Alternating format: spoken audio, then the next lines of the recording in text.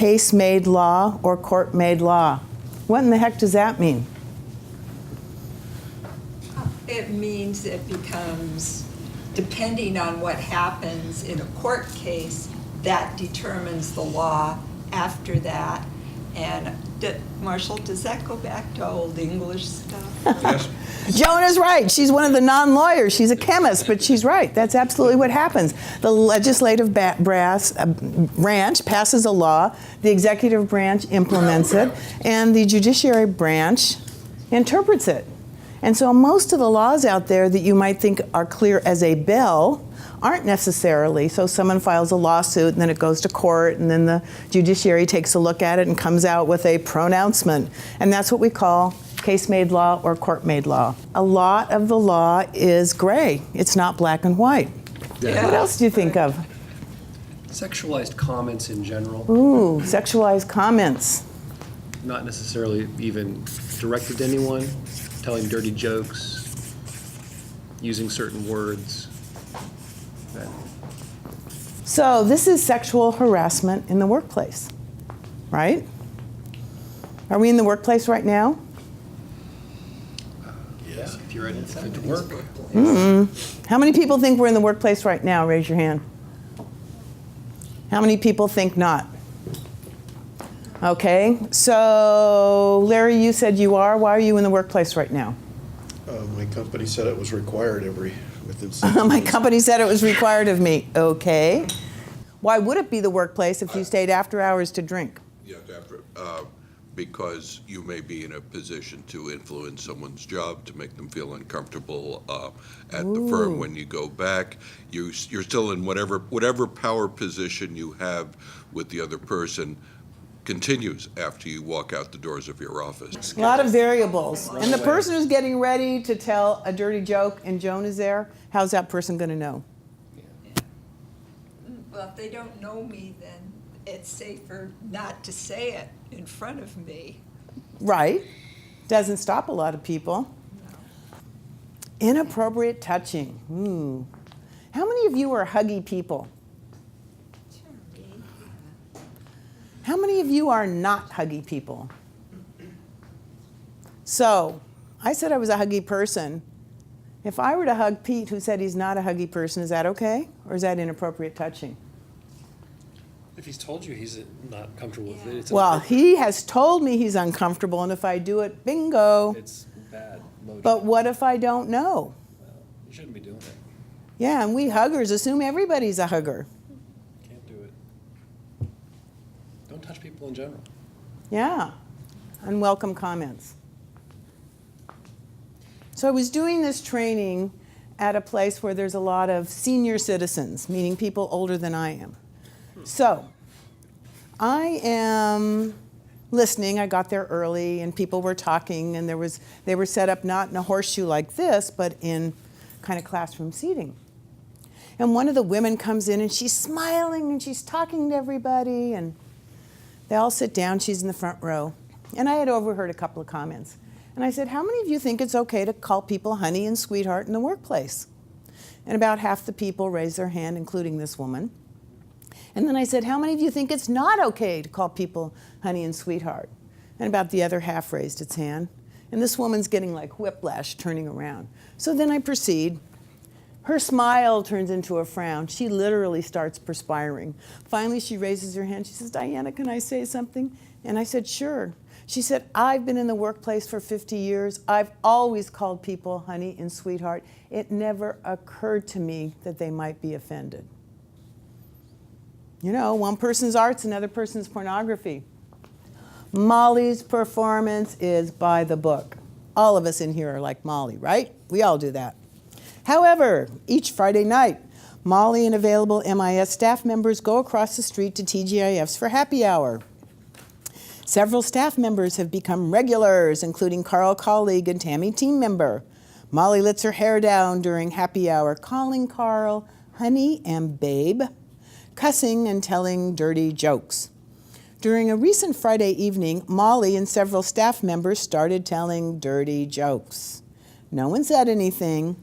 The jokes persisted, with Carl telling a particularly graphic one. Still nothing was said. The following Monday, Deirdre department member went to HR to report the hostile work environment she experienced at TGIFs. What do you think? How many of you think it was a hostile work environment? Raise your hand. How many think it was not? Okay, so it's often easier for those who think it was not. So any one of the three of you who said you thought it was not a hostile work environment, why? Charles says, hey, it was after work hours, they weren't in the work environment, it was a social outing, didn't have to be there.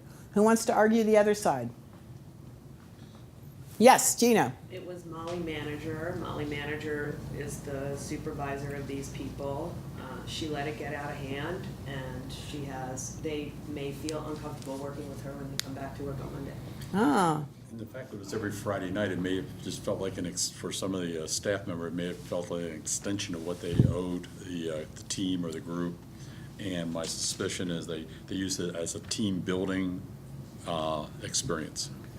how many of you have ever worked for an employer that had a volunteer day, a holiday party, or went drinking, and you didn't want to go, but you knew if you didn't go, it would count against you? Sure. Many of us have had that experience. These cases are very interesting. They get decided about 50-50. I happen to agree that this is the workplace. Now, once again, let's pick out another protected class. Let's say you are Latina. Let's say your boss is African American.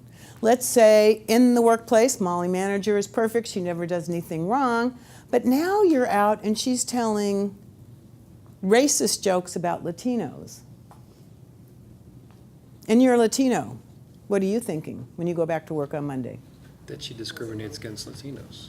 She discriminates against Latinos. She doesn't like me for who I am. I'm never going to get ahead. So I often say when it's a sexual harassment situation, substitute something else in. Right. That makes it a little bit more of a stark contrast. If I were on the jury, I would really lobby that this is the workplace, because she was there because every week they were there. Team building was going on. She felt like she couldn't get ahead. And Miss Perfect Molly, and by the way, why is she calling Carl Honey and Babe? What's that all about? One of the companies I work for, and it's going to remain anonymous, is a large entertainment company. Most of the content of what they do happens to be of a sexual nature. So I get asked this question. Hey, what if I go to the Playboy house and I have a photo shoot and I leave the pictures on my desk and somebody walks by? And I said, well, I'm in HR. What if I took out all the compensation files and left your salary on top and went out to lunch? Well, you can't do that. That's not fair. And I said, yeah, just flip them over. Just think about the fact that somebody else might see them. 6 months later, there was a promotional opportunity in Molly's group. The two candidates were, guess who? Tammy, team member, and Carl, colleague. After the interviews with Dick and Molly, Carl was promoted to the position. Within a week, Tammy went to the company's HR department and lodged a sexual harassment complaint against Dick and Molly for creating a hostile work environment and quid pro quo sexual harassment. Tammy cited Molly's use of the words honey and babe in reference to Carl and the dirty jokes at the Friday night get-togethers as the cause of the hostile work environment and the obvious special relationship, clearly they are sleeping together, between Carl and Molly as the cause for the quid pro quo sexual harassment complaint. Herein lies the problem. It's often these things that happen down the road. During the investigation, Molly noticed that Tammy was spending too much time talking to other employees and not getting her work done. Molly decided that she should discipline Tammy by suspending her without pay for 5 days and telling her that, quote, if your attitude doesn't improve, I'll fire you. What do you think? Retaliation. It is Yes, retaliation. that would be a clear-cut case of retaliation. Yes, and possibly bullying. So in the real world, what happens, and this part of it I made up. In the real world, what happens is during the investigation, Tammy's not going to be, if you're in a large enough organization, Tammy's not going to be reporting to Molly. The problem is when you're in really small organizations, this happens from time to time. But that's a clear-cut case of retaliation. So these relatives were going through a divorce. So there was a woman in the department where the male was who over the years had kind of been flirting with him and saying things, and he never responded. So one day, this woman sends him a pornographic email, an email with a pornographic site. What does my male relative do? Not what should he have done. What did he do? You went to the site? Pardon? You went to the He site? went to the site, and then he sent her one. What does she do? She ran to HR and complained of sexual harassment. And you go, well, that's not fair because she started it. Well, guess what? So I say to my male relative, okay, this is what's going to happen. They're going to conduct an investigation, and you're going to have to tell them all, so you might as well tell me all. Well, it turned out that a bunch of them used to go to gyms during lunchtime, and this woman changed her gym to be with my male relative's gym, that she would make suggestive comments to him, that one day she flipped her, skirt up, kind of like we hear Monica Lewinsky did, whatever. And so I said, you're going to have to tell all of them that, and they're also going to be interviewing people within the work group. So it all comes back, and they find out that this male relative of mine gets a letter, poor judgment, poor management, and the woman is gone for 2 weeks, which means to me she was suspended for 2 weeks without pay. Now, mind you, both of them could have been terminated because their company had policies about email usage. However, this male relative of mine was a CPA, and he was working on a new startup company that was going to be a spin-off of this larger behemoth aerospace company, and he was supposed to have gone as the CFO. So naturally, the CFO job never came along. A year from then, they ripped up the letter, but his career just stood there, never went any farther. And thank you for your time and attention. It's a wrap.